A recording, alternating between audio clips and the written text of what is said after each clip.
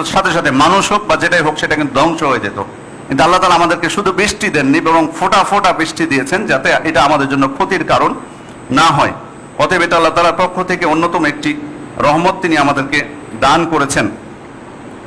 সম্মানিত উপস্থিতি, এখন হয়তো অনেকের হয়তো প্রশ্ন হতে পারে যে এটা আল্লাহ তাআলার পক্ষ থেকে একটি নিয়ামত, তাহলে অনেক সময় তো আল্লাহ তাআলা আমাদেরকে এই নিয়ামতটা দেন না, অনেক সময় আমাদেরকে ধৈর্য ধারণ করতে হয়, অনেক সময় আমাদেরকে কষ্ট স্বীকার করতে হয়।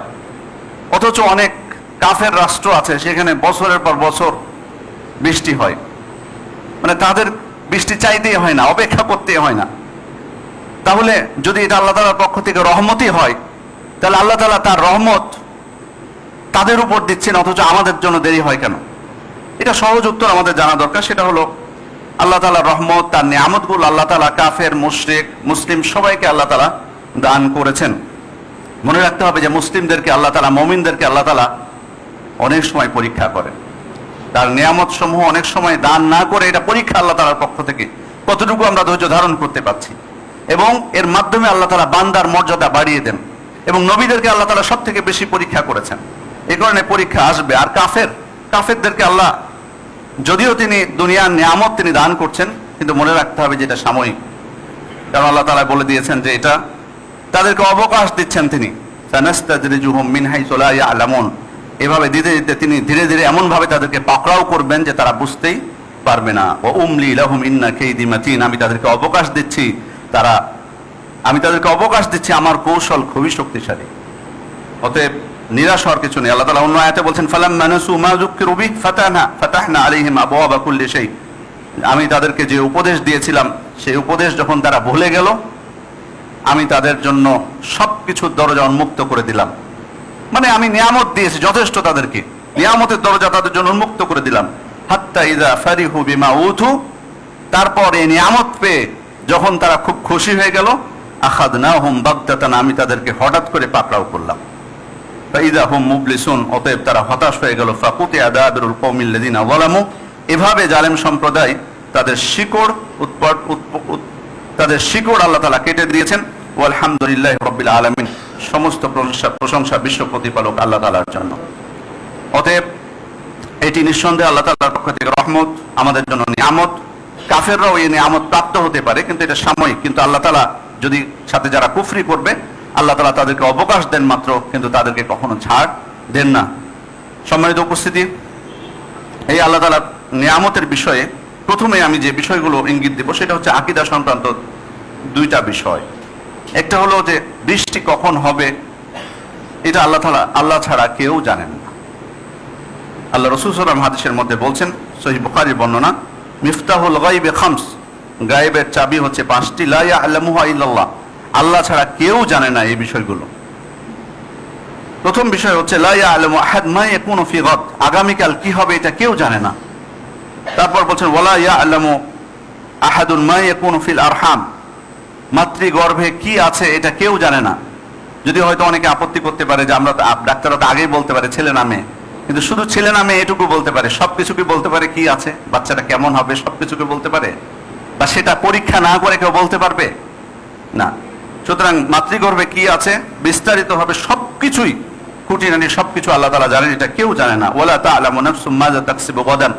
আগামীকাল কি উপার্জন করবে কেউ সেটা বলতে পারবে না। ওমা তাদরি নাফসুম বিআইয়ি আরদিন তামুত। কেউ বলতে পারবে না যে তার মৃত্যু কোথায় হবে। ওমা ইয়াদরি আহাদ মাতা ইয়াজিউল মাতার। বৃষ্টি কখন হবে এটা কেউ বলতে পারে না। সুতরাং বৃষ্টি কখন হবে আমরা কেউ এটা বলতে পারবো না। তবে এক্ষেত্রে পথভ্রষ্ট হয়েছে কিছু ভ্রান্ত ফিরকা।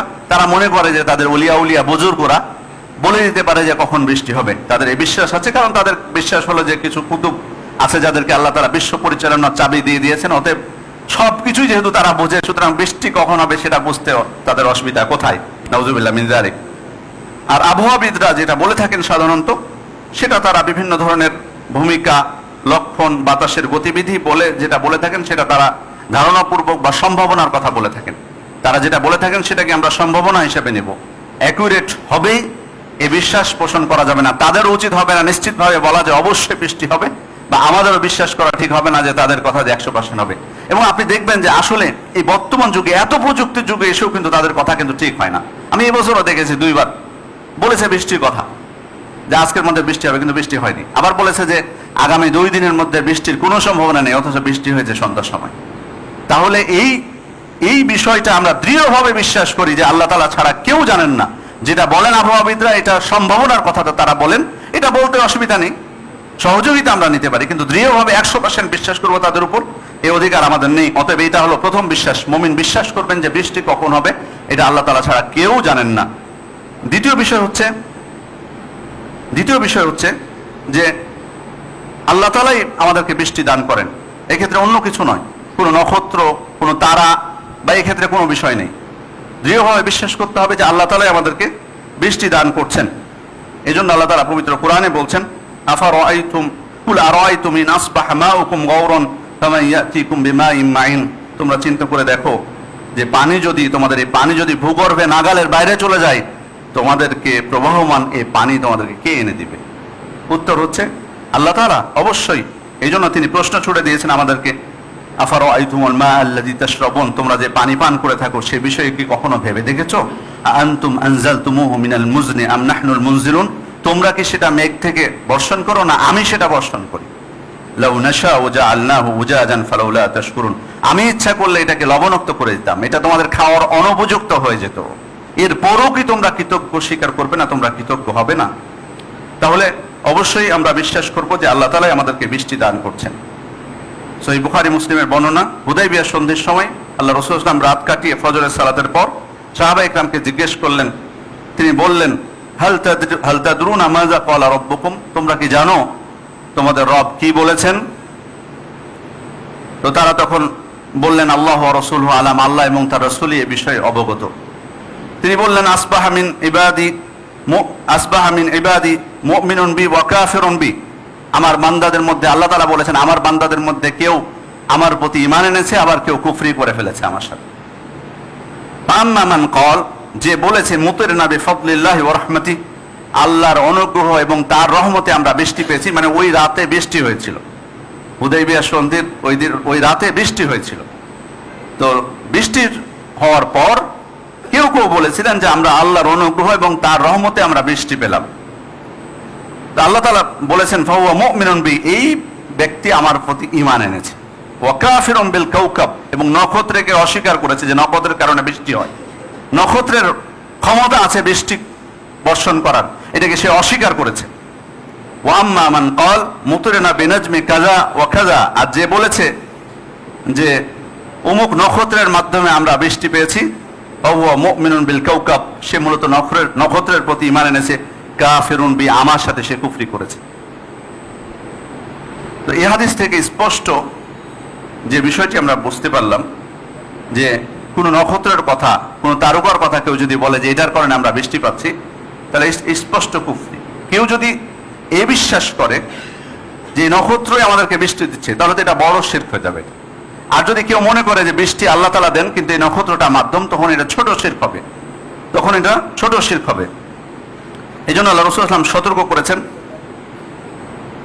আল্লাহ রাসূল সাল্লাল্লাহু আলাইহি ওয়াসাল্লাম এই হাদিস থেকে আরেকটা বিষয় আমরা শিক্ষা পাই, প্রতিটা ক্ষেত্রে আল্লাহ রাসূল সাল্লাল্লাহু আলাইহি ওয়াসাল্লাম তাওহীদ এবং আকীদাকে গুরুত্ব দিয়েছেন এবং এই ক্ষেত্রে কোনো আপোষ করেননি। যখনই তিনি তাদের মধ্যে ভুল পেয়েছেন, হুনাইনের যুদ্ধে যাচ্ছেন সাহাবায়ে কেরাম যখনই বলেছেন যে আল্লাহ রাসূল সাল্লাল্লাহু আলাইহি ওয়াসাল্লাম তাদের জন্য যেভাবে তাদের যেমন বরকতওয়ালা বৃক্ষ আছে তেমনি আমাদের জন্য বাদিয়েন, এই যে আল্লাহ না যাতা আনওয়াতিন কামা লাহুম যাতু আনওয়াত, আল্লাহ রাসূল সাল্লাল্লাহু আলাইহি ওয়াসাল্লাম স্পষ্টভাবে সাথে সতর্ক করেছেন।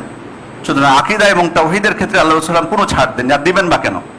আমি আপনি দেওয়ার কে? কারণ এটাই তো পার্থক্য তাদের সাথে আমাদের। আল্লাহ রাসূল সাল্লাল্লাহু আলাইহি ওয়াসাল্লামের সাথে তৎকালীন মুশরিকদের কি পার্থক্য ছিল? তারাও তো আল্লাহর ইবাদত করতো। আমাদের মধ্যে অনেক ভাইরা বলে তারাও তো আল্লাহর কথা বলে, আপনারা আকীদার কথা সব জায়গায় কেন বলেন? আকীদার কথা বলবো না দেখলে, এটাই তো আমাদের মূল বিষয়, ঈমানের বিষয়টা হলো মূল বিষয়, এটার কথা বলবো না মানে এটাই তো আসল। যদি এতটাই সহজ হতো যে আল্লাহর কথা বললেই সে মুসলিম, তাহলে আল্লাহ রাসূল সাল্লাল্লাহু আলাইহি ওয়াসাল্লাম তাদের সাথে আপোষ করেননি কেন? তারাও তো বলতো, তারা আল্লাহর কাছে প্রার্থনা করতো। মক্কার মুশরিকরা স্বীকৃতি দিত আল্লাহ আমাদেরকে সৃষ্টি করেছেন, তিনি জীবনদাতা, তিনি রিজিক দেন, সবকিছু স্বীকার করে আল্লাহ তাআলার ইবাদতও করত। কিন্তু সমস্যা ছিল আল্লাহকে একমাত্র মাবুদ হিসেবে তারা গ্রহণ করেনি তারা একমাত্র মাবুদ হিসেবে। সুতরাং আমাদের সমাজেও কেউ যদি নিজেকে মুসলিম পরিচয় দিয়ে আল্লাহ তাআলাকে একমাত্র মাবুদ হিসেবে গ্রহণ না করে, তার মধ্যে শিরক থাকে, আমি এখানে আপোষ করতে পারি না, আমি বলতে পারি না যে আকীদার কথা বলা যাবে না এখন। এখন আর তখন কেন? আকীদার ক্ষেত্রে যে এসে স্পষ্ট কুফরি, তার আল্লাহর প্রতি ঈমানের ক্ষেত্রে সমস্যা আছে, রাসূল ইসলামের প্রতি রিসালাতের ক্ষেত্রে তার অবিশ্বাস আছে, আল্লাহর আখিরাতের প্রতি ঈমানের ক্ষেত্রে তার অবিশ্বাস আছে, কোরআনের ক্ষেত্রে যাদের অবিশ্বাস, আর আপনি এসে খুব উদারতা দেখিয়ে বলবেন আকীদার কথা বলা যাবে না, এটা কখনো একজন মুমিনের এটা বিশ্বাস হতে পারে না। আল্লাহ রাসূল প্রতিটা মুহূর্তে আকীদা এবং তাওহীদের গুরুত্ব দিয়েছেন। যখনই দেখেছেন যে ভুল কথা বলে দিয়েছেন কেউ, সাথে সাথে তিনি সতর্ক করেছেন, স্পষ্ট বলে দিয়েছেন যে তোমাদের রব স্পষ্ট বলে দিয়েছেন যে আমার সাথে কিছু কেউ বান্দা আছে, তারা ঈমান এনেছে, কেউ কুফরি করে ফেলেছে।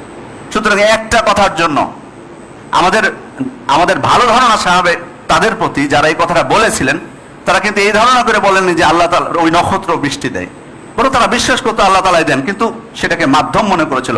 অথচ কড়াভাবে আল্লাহ তাআলা শাসন করেছেন, আল্লাহ রাসূল শাসন করেছেন তাদেরকে। সুতরাং আকীদার ক্ষেত্রে যদি বিচ্যুতি ঘটে, অবশ্যই সেখানে আমরা কথা বলবো, সেটা সব সময় প্রতিটা মুহূর্তে কথা বলার অধিকার আছে, এক্ষেত্রে কোনো ছাড় নাই। এক্ষেত্রে উদারতা দেখাতে আসবেন না, অবশ্যই উদারতার জায়গা আছে। কিছু মাসলা মাসাইল আছে, ইজতিহাদি মাসআলা আছে, সেখানে উদারতার জায়গা আছে। যখন উভয়ের দলিল থাকে, সেক্ষেত্রে ইমামরা উদারতা দেখিয়েছেন, সাহাবা ইকরাম উদারতা দেখিয়েছেন, তাদের মধ্যেও ছিল মতভেদ, সেক্ষেত্রে আমরা অবশ্যই উদারতা দেখাবো, সেক্ষেত্রে কঠোরতা করার অধিকার আমাদের নেই। ইসলাম যেখানে উদারতা দেখাতে বলেছে, সেখানে আমি অবশ্যই উদারতা দেখাবো। কিন্তু যে ক্ষেত্রে কোনো ছাড় দেননি, যদি এতই সহজ হতো আমাদের মতো বিশ্বাস যে আল্লাহ তাআলা বললেই সে আমার ভাই, অন্তর দিয়ে আমি তাকে ভালোবাসবো, আল্লাহ রাসূল এত কষ্ট করার কোনো প্রয়োজন ছিল না। 13টা বছর নির্যাতনের শিকার হয়েছেন, আবিসিনিয়ায় হিজরত করতে হয়েছে, কত 2 দফা হিজরত করতে হয়েছে। মদিনায় হিজরত করলেন আল্লাহ রাসূল প্রিয় মাতৃভূমি ছেড়ে, সেখানে যে 6টা বছর যুদ্ধের পর যুদ্ধ চাপিয়ে দিল। কারণটা ছিল, পার্থক্য ছিল একটাই, সেখানে আল্লাহর ইবাদত আল্লাহ রাসূল করতেন, তারাও করতো, কিন্তু পার্থক্য হলো আল্লাহ রাসূল সাহাবা ইকরাম আল্লাহ তাআলাকে একমাত্র মাবুদ হিসেবে গ্রহণ করেছিলেন, তারা গ্রহণ করতে পারেনি। সুতরাং এই ক্ষেত্রে এসে আকীদার কথা বলা যাবে না, ছাড় দেওয়া যাবে না, এই কথা যেন আমরা না বলি। সম্মানিত উপস্থিতি, আল্লাহ রাসূল অন্য হাদিসে বলছেন, আরবাউন ফি উম্মতি মিন আমরিল জাহিলিয়া লা ইয়াতরুকুনাহুন্না, আমার উম্মতের মধ্যে জাহিলি যুগের 4টা বদভ্যাস রীতি রয়েই গেছে। তার মধ্যে একটা বললেন আল ইস্তিসকা বিন নুজুম, অর্থাৎ তারকারাজির মাধ্যমে বৃষ্টি প্রার্থনা করা। সুতরাং কোনোভাবে সেটা আল্লাহ তাআলার কাছে বৃষ্টি প্রার্থনার ক্ষেত্রে হোক বা কোনো কিছু করার ক্ষেত্রে হোক, একমাত্র আমাদেরকে সাক্ষ্য দিতে হবে যে একমাত্র আল্লাহ তাআলাই আমাদেরকে বৃষ্টি দান করেন, এক্ষেত্রে অন্য কারো ক্ষমতা নেই। সম্মানিত উপস্থিতি, আল্লাহ তাআলা পক্ষ থেকে বৃষ্টি আমাদের রহমত আমরা জানি, কিন্তু এই রহমত অনেক সময় আযাবও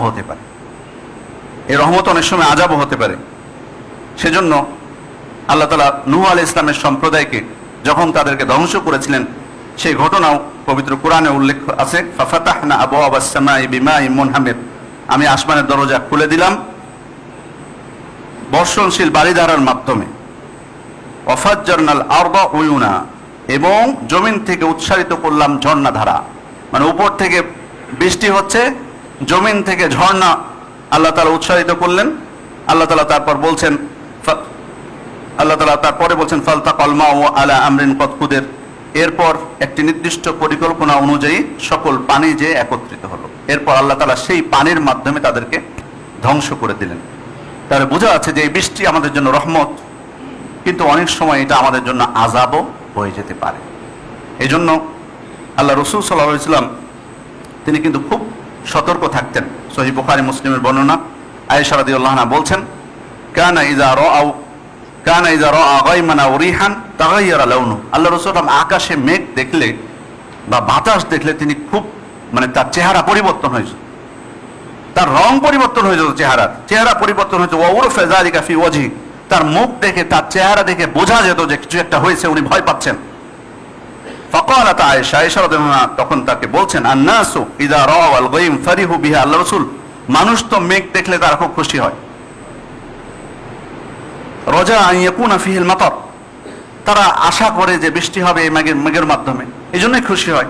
ওয়া আরাকা ইযা রাআইতাহু উরিফাত ফি ওয়াজহিকাল কারাহিয়া, কিন্তু আল্লাহ রাসূল আপনাকে আমি দেখি যে আপনি যখনই মেঘ উঠে মানুষ খুশি হয় যে বৃষ্টি হবে তাই, কিন্তু আমি দেখি আপনাকে যে আপনি খুব চিন্তিত হয়ে যান এবং আপনি যে এটাকে ভয় পাচ্ছেন সেটা আপনার চেহারা দেখলেই বোঝা যায়। আল্লাহ রাসূল তখন বলছেন, ইয়া আয়েশা মা ইউআমিনুনি আন ইয়াকুনা ফিহি আযাব, কে আমাকে নিশ্চয়তা দিবে যে এটা আযাব না আল্লাহ তাআলার পক্ষ থেকে, এই মেঘটা এটা যে আযাব না, এটা আমাকে কে নিশ্চয়তা দিবে, কে নিরাপত্তা দিবে এটা থেকে। ফাকাদ উযিবা কওমুন বিররিহ, কারণ একটা প্রত্যেকটা সম্প্রদায়কে আল্লাহ তাআলা এই বাতাস দিয়ে, মেঘ দিয়ে তাদেরকে তিনি ধ্বংস করে দিয়েছেন, শাস্তি দিয়েছেন। ওয়াকাদ রাআও কওমুনাল আযাব, তারা এই মেঘ দেখেছিল, মেঘ দেখে খুশি হয়ে বলেছিল হাযা আরিদুন মুমতিরুনা, এই মেঘ আমাদেরকে বৃষ্টি দিবে, কিন্তু সেটা বৃষ্টি দেয়নি। তাদের জন্য সেটা রহমতের বৃষ্টি হয়নি, সেটা তাদের জন্য আযাবের কারণ হয়েছে। এজন্য অবশ্যই আমরা যখন মেঘ উঠবে, মেঘ উঠলে অবশ্যই খুশি হতে হবে, আশা করতে হবে যে আল্লাহ তাআলা বৃষ্টি দিবেন, দোয়া করতে হবে আল্লাহ যেন বৃষ্টি দান করেন। কিন্তু প্রথমে যাতে আমরা মনে না করি যে আমাদের ব্যাস মেঘ উঠেছে তার মানে বৃষ্টি নিশ্চিত এবং এটা রহমতের বৃষ্টি, এটা কখনোই মনে করা যাবে না, যেমনটি আল্লাহ রাসূল সাল্লাল্লাহু আলাইহি ওয়াসাল্লাম মনে করতেন না। সম্মানিত উপস্থিতি, দ্বিতীয় বিষয় হলো আমরা জানার চেষ্টা করবো যে কোন কোন বিষয়গুলো বা মাধ্যম, যার মাধ্যমে আল্লাহ তাআলা আমাদেরকে এই রহমতের বৃষ্টি দান করবেন। প্রথম বিষয় হলো ঈমান এবং তাকওয়া, এটা অবশ্যই থাকতে হবে, ঈমান এবং তাকওয়া। আল্লাহ তাআলা বলেছেন ওয়ালাউ আন্না আহলাল কুরআন আমানু ওয়াত্তাকাউ লাফাতাহনা আলাইহিম বারাকাতিম মিনাস সামাই ওয়াল আরদ, যদি জনপদের অধিবাসীরা ঈমান আনতো এবং তাকওয়া অবলম্বন করত, আমি তাদের জন্য আসমান এবং জমিনের দরজা উন্মুক্ত করে দিতাম। তার মধ্যে এটা অন্যতম হচ্ছে বৃষ্টি। ওয়ালাকিন কাযযাবু, কিন্তু তারা মিথ্যারোপ করেছে। ফাআখাযনাহুম বিমা কানু ইয়াকসিবুন, তাদের কৃতকর্মের কারণে আমি তাদেরকে পাকড়াও করেছি। তাহলে ঈমান এবং তাকওয়া আল্লাহ তাআলা এখানে শর্ত করেছেন, যদি ঈমান এবং তাকওয়া আমাদের মধ্যে থাকে তাহলে আল্লাহ তাআলা আমাদের জন্য এই রহমতের দ্বার, কল্যাণের দ্বার উন্মুক্ত করে দিবেন, প্রথম মাধ্যম। দ্বিতীয় বিষয় হচ্ছে দিনের উপর দৃঢ় থাকা। ঈমান আনলাম কিন্তু দৃঢ় থাকতে পারলাম না, না দিনের উপর দৃঢ় থাকা। ওয়াল্লাযী ইসতাকামু আলা তরিকাতি লাআসকাইনাহুম মাআন গাদাকা, যদি তারা সত্যের উপর দৃঢ় থাকে আমি তাদেরকে প্রচুর বৃষ্টি দ্বারা সিক্ত করব, প্রচুর পানি দ্বারা সিক্ত করব। তাহলে দ্বিতীয় হচ্ছে হকের উপর স্থির থাকা, দৃঢ় থাকা। যদি আমরা থাকতে পারি আল্লাহ তাআলা আমাদেরকে বৃষ্টি দিবেন। তৃতীয় হচ্ছে আল্লাহ তাআলার কাছে ইস্তিগফার করা। আমাদের না জানা অনেক পাপ থাকতে পারে, অনেক সময় অসাবধানতাবশত অনেক পাপ হয়ে যেতে পারে, সেজন্য সর্বদা আল্লাহ তাআলার কাছে ইস্তিগফার করতে হবে, তার কাছে ক্ষমা চাইতে হবে। আল্লাহ তাআলা বলেছেন ফাকুলতু আস্তাগফিরু রাব্বাকুম, নূহ আলাইহিস সালাম বলেছিলেন তোমরা আল্লাহ তাআলার কাছে ইস্তিগফার করো, তার কাছে ক্ষমা প্রার্থনা করো। ইন্নাহু কানা গাফফারা, নিশ্চয় আল্লাহ তাআলা হচ্ছে অধিক ক্ষমাশীল, বড় ক্ষমাশীল। ইউরসিলিস সামা আলাইকুম মিদরারা, যদি তোমরা ক্ষমা প্রার্থনা করো আল্লাহ তোমাদেরকে অঝোরে বৃষ্টি দান করবেন। সেজন্য যদি কখনো মনে হয় যে বৃষ্টি হচ্ছে না, বৃষ্টির প্রয়োজন, আমাদের আরো আল্লাহ তাআলার কাছে বেশি বেশি ইস্তিগফার করতে হবে। 4 নম্বর বিষয় হচ্ছে ইস্তিসকা সালাত আদায় করা। দীর্ঘদিন বৃষ্টি হচ্ছে না, তখন আমরা ইস্তিসকা সালাত আদায় করব। বিশেষ করে এটা সর্বোত্তম হচ্ছে যে কোনো মাঠে ময়দানে, যে ফাঁকা মাঠে যে ইস্তিসকা সালাত আদায় করা, যেটা সাধারণত ঈদের সালাতের মতো করে আদায় করতে হয়, যেটা আমরা জানি।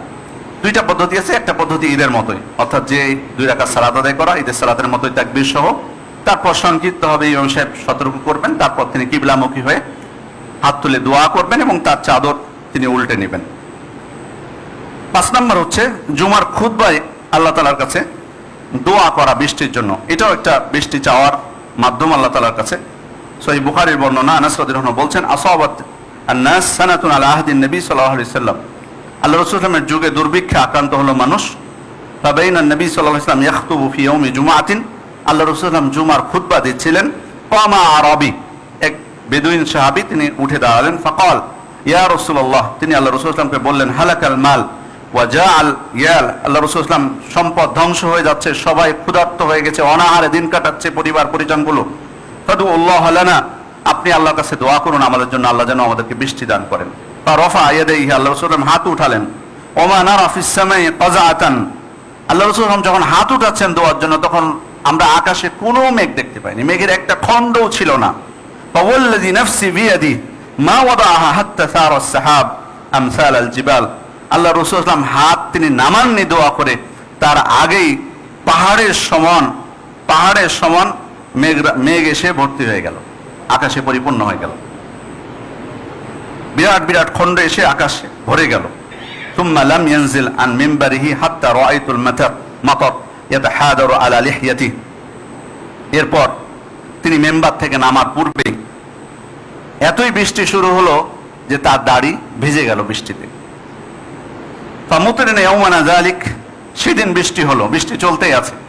ওমিনাল গাদ, তারপরের দিনও বৃষ্টি হলো। ওয়া বাদাল গাদ, তারপরের দিনও বৃষ্টি হলো। ওয়াল্লাযী ইয়ালিহি, তারপরের দিন বৃষ্টি হলো। হাত্তাল জুমআতিল উখরা, পরের জুমা পর্যন্ত বৃষ্টি অব্যাহত থাকলো।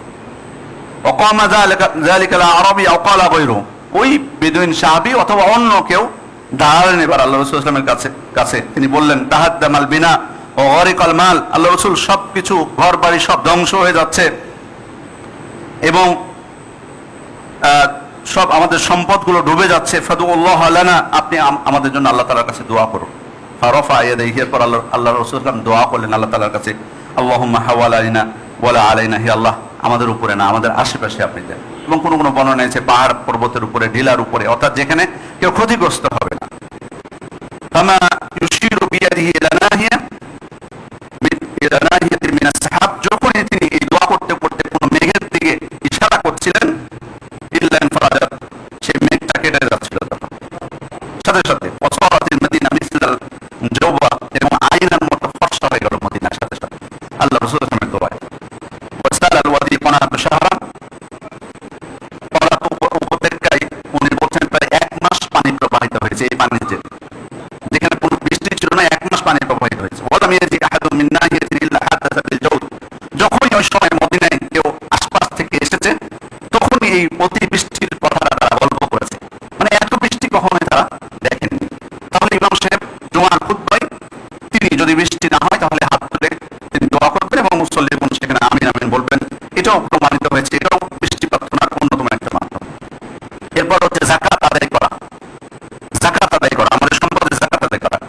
এবং এই জন্য কিন্তু একটা বিষয় বলি, যাকাত না আদায় করার ফলে শুধু শাস্তিটা কিন্তু আমাদের হবে না, একটা জিনিস মনে রাখতে হবে, শুধু আমাদের ক্ষতি না, ব্যক্তিগত কোনো ক্ষতি না, এটা কিন্তু উম্মত কিন্তু কষ্ট পাবে, সমাজ কিন্তু কষ্ট পাবে, গরিবরাও কিন্তু কষ্ট পাবে, বৃষ্টি না হলে সবাই ক্ষতিগ্রস্ত হবে।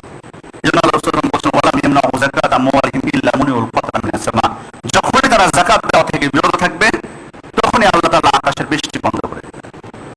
ওয়ালাউলাল বাহরিম লাম ইউমতারু, এই চতুষ্পদ জন্তুগুলো না থাকলে একেবারে বৃষ্টি তাদের জন্য বন্ধই করে দিতাম, আল্লাহ তাআলা বন্ধই করে দিতেন বৃষ্টি, সম্পূর্ণ বৃষ্টি আর দিতেন না, শুধু এই চতুষ্পদ জন্তুগুলো দিচ্ছেন, তাদের তো বেঁচে থাকা প্রয়োজন। এই জন্য কিন্তু এগুলোকে অবহেলা করতে নেই, এই চতুষ্পদ জন্তুগুলোকে শুধু চতুষ্পদ জন্তু যেন মনে না করি, বরং এগুলোকে যারা আমরা কষ্ট না দিই, তাদেরকে তাদের যে হক, প্রাণীর যে হক সেটা যেন আদায় করি। খেয়াল করেছেন অনেক সময় আমাদের পাপের কারণে আল্লাহ তাআলা আমাদের যাকাত আদায় না করার কারণে হয়তো বৃষ্টি বন্ধ করে দিবেন, কিন্তু এই প্রাণীগুলোর জন্য অল্প অল্প আমাদেরকে আল্লাহ তাআলা অনেক সময় দেয়। এই জন্য আমাদেরকে অবশ্যই প্রাণীগুলোর প্রতিও মায়া এবং দয়া দেখাতে হবে। এরপর হচ্ছে সাধারণ নফল সাদাকা, এটাও কিন্তু বৃষ্টি হওয়ার অন্যতম মাধ্যম। সহিহ মুসলিমের বর্ণনা, একজন ব্যক্তি তিনি মেঘ দেখতে পেলেন, তো মেঘের মধ্যে আওয়াজ পেলেন, ইসকে হাদিকাতা ফুলান, অমুকের বাগানে বৃষ্টি বর্ষণ করো।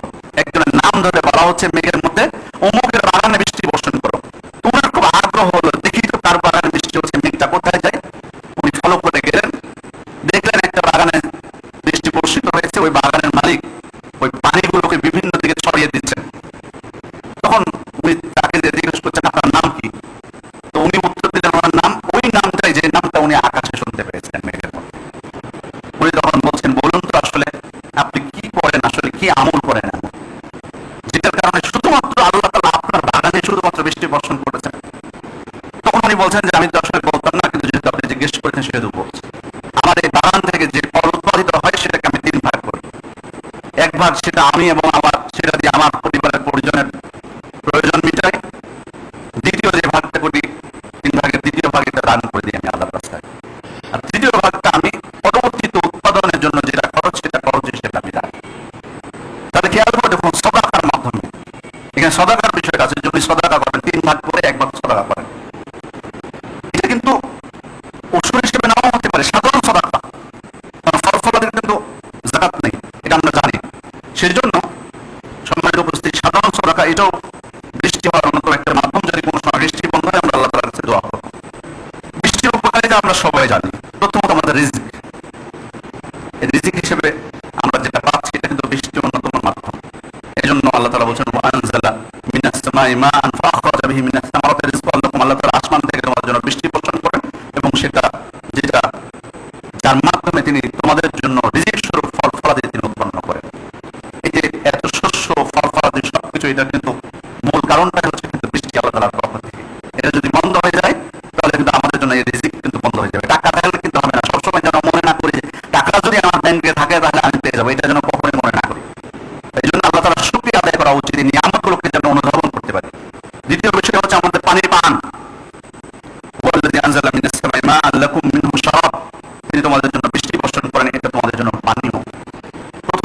পানি, আমরা পানি পান করছি কিসের মাধ্যমে? বৃষ্টি না হলে আপনি পানি পাবেন, নিচ থেকে উঠবে, পানি উঠবে।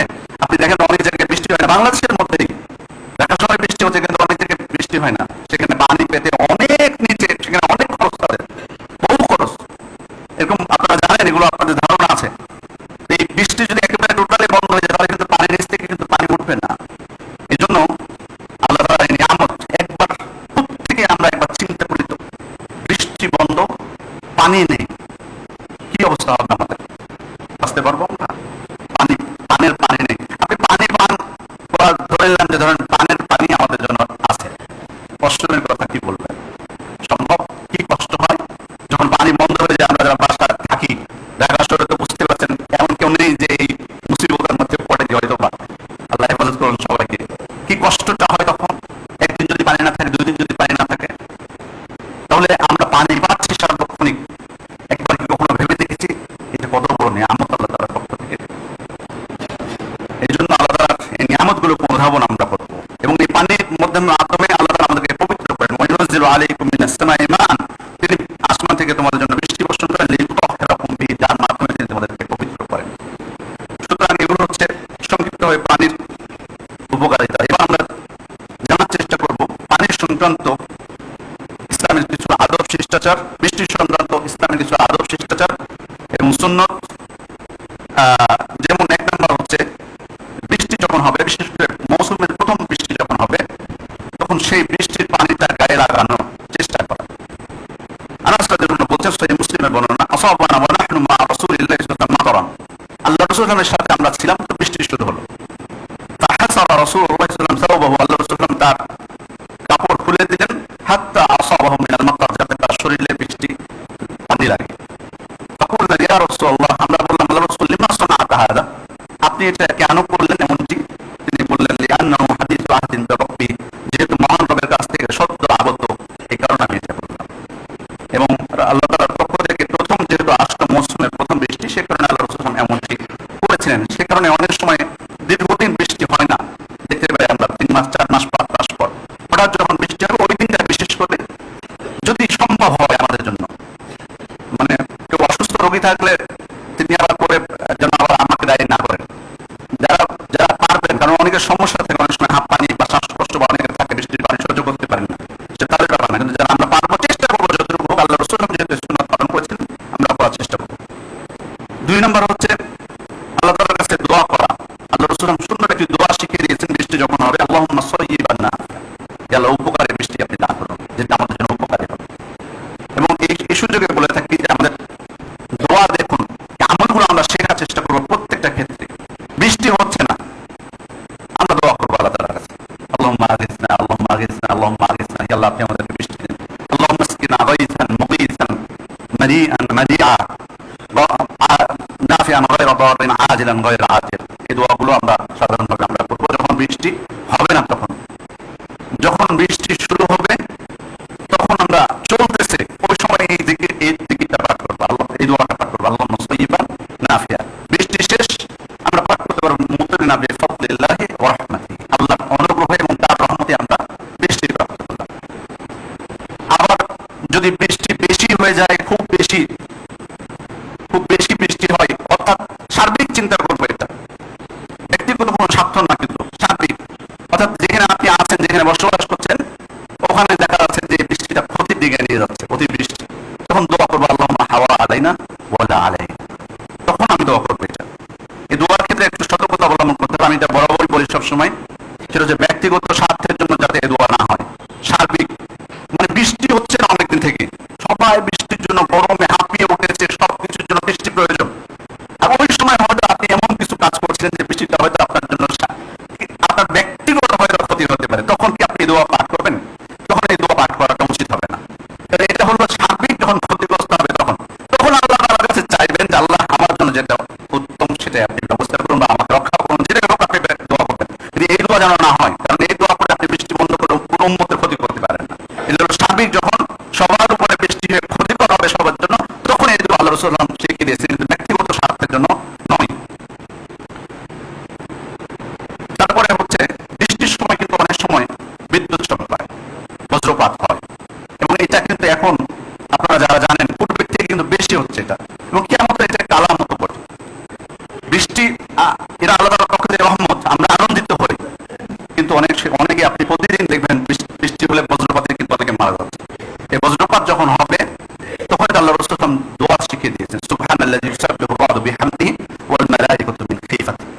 দোয়াটি আমরা আল্লাহ তাআলার কাছে করবো, তখন আমরা পাঠ করবো।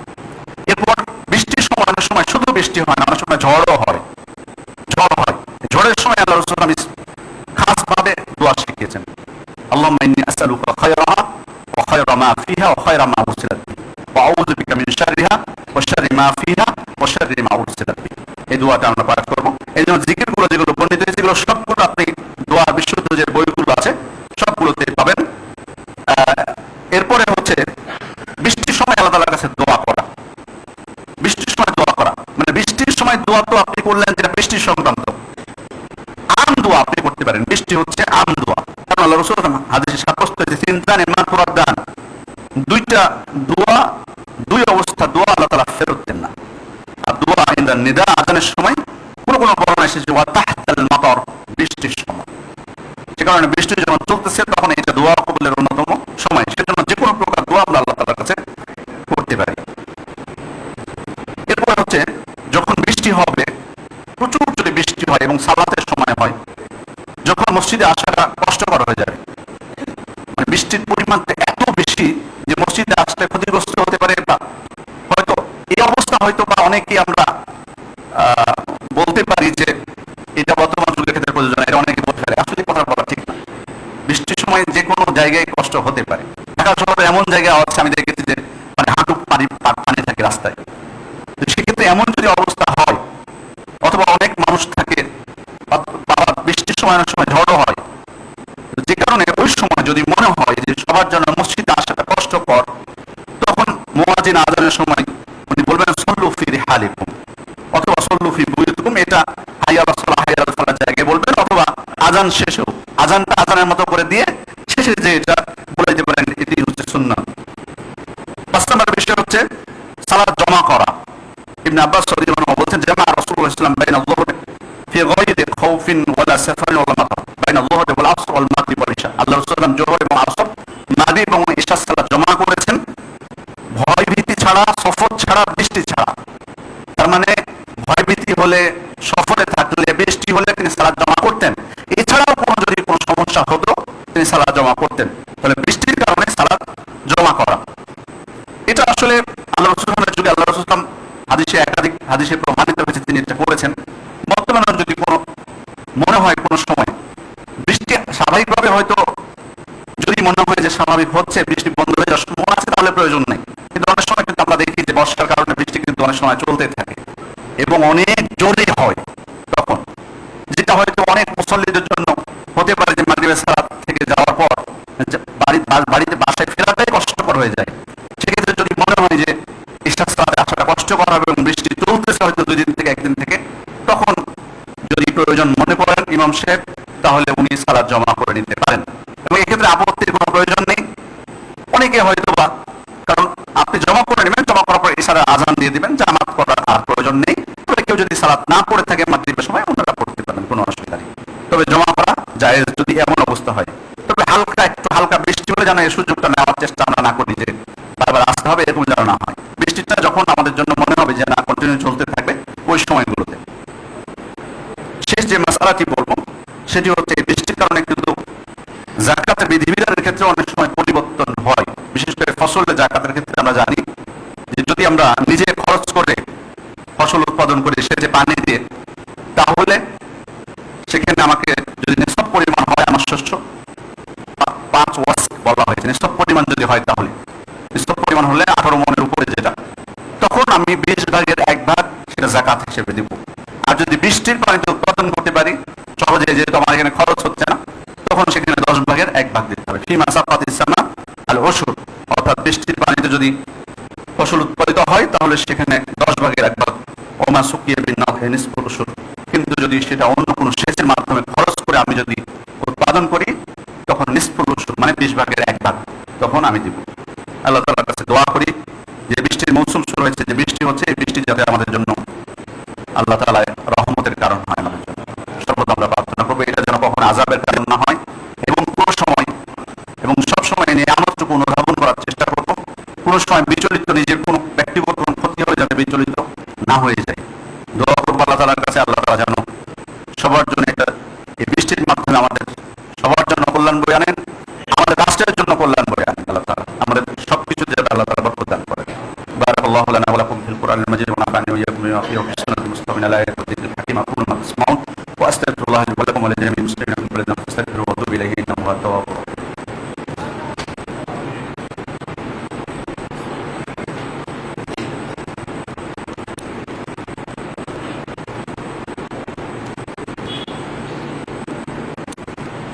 إن الحمد لله نحمده ونستعينه ونستغفره ونعوذ بالله من شرور أنفسنا ومن سيئات أعمالنا من يهده الله فلا مضل له ومن يضلل فلا هادي له وأشهد أن لا إله إلا الله وحده لا شريك له وأشهد أن محمدا عبده ورسوله أما بعد সম্মানিত উপস্থিতি এই যে নতুন বছর শুরু হয়েছে গতকাল থেকে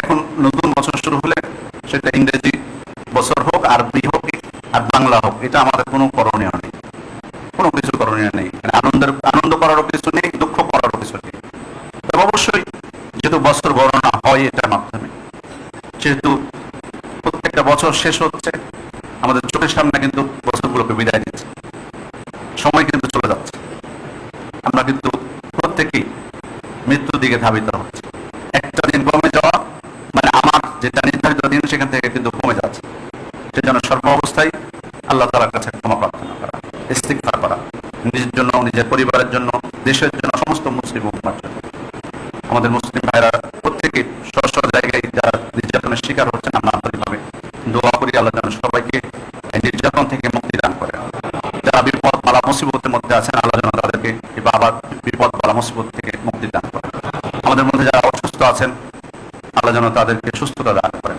মারা গেছেন যারা আল্লাহ যেন তাদেরকে জান্নাতুল ফেরদাউস দান করেন কবরের আযাব থেকে আল্লাহ যেন তাদেরকে রক্ষা করেন ইন্নাল্লাহা ওয়া মালাইকাতুহু ইউসাল্লুনা আলান নবী ইয়া আইয়ুহাল্লাযীনা আমানু সাল্লু আলাইহি ওয়া সাল্লিমু তাসলিমা ওয়া ক্বালা সাল্লাল্লাহু আলাইহি ওয়াসাল্লাম মান সাল্লা আলাইহি সালাতান সাল্লাল্লাহু আলাইহি আশরা আল্লাহুম্মা সাল্লি আলা মুহাম্মাদ ওয়া আলা আলি মুহাম্মাদ কামা সাল্লাইতা আলা ইব্রাহিম ওয়া আলা আলি ইব্রাহিম ইন্নাকা হামিদুম মাজিদ আল্লাহুম্মা বারিক আলা মুহাম্মাদ ওয়া আলা আলি মুহাম্মাদ কামা বারাকতা আলা ইব্রাহিম ওয়া আলা আলি ইব্রাহিম ইন্নাকা হামিদুম মাজিদ اللهم عن الخلفاء الراشدين والأئمة المهديين أبي بكر وعمر وعثمان وعلي وعن سائر أصحاب نبيك والتابعين ومن تبعهم بإحسان إلى يوم الدين اللهم أعز الإسلام والمسلمين اللهم أذل الشرك والمشركين اللهم انصر المسلمين في كل مكان اللهم انصر المسلمين في كل مكان ربنا آتنا في الدنيا حسنة وفي الآخرة حسنة وقنا عذاب النار ربنا ظلمنا أنفسنا وإن لم تغفر لنا وترحمنا لنكونن من الخاسرين ربنا تقبل منا إنك أنت السميع العليم وتب علينا إنك أنت التواب الرحيم عباد الله يرحمكم الله إن الله يأمر بالعدل والإحسان وإيتاء ذي القربى وينهى عن الفحشاء والمنكر والبغي يعظكم لعلكم تذكرون فاذكروا الله